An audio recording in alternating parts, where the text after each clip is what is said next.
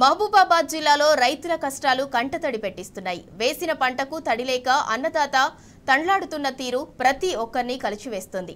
నర్సింహులపేట మండలం కౌసియాల దేవిపల్లి గ్రామానికి చెందిన రైతు ఏర్పుల వెంకన్న 2 ఎకరాల్లో వరి పంట సాగు చేశాడు. అయితే సాగునీరు లేక ఇప్పటికే 1 ఎకరం పూర్తిగా ఎండిపోయింది. మరో ఎకరానికి కూడా సాగునీరు అందే పరిస్థితి లేదు. దీంతో పంటను కాపాడుకునేందుకు వెంకన్న 20,000 ఖర్చు పెట్టి సమీపంలోని ఆకేరు వాగులో బావి తవ్వించాడు. చెలిమెల నుంచి వచ్చే నీటిని అరగంటకు ఒకసారి మోటార్ ద్వారా పొలానికి అందిస్తున్నాడు. ఇప్పటికైనా ప్రభుత్వం స్పందించి అన్నదాతలను ఆదుకోవాలని వెంకన్న కోరుతున్నాడు.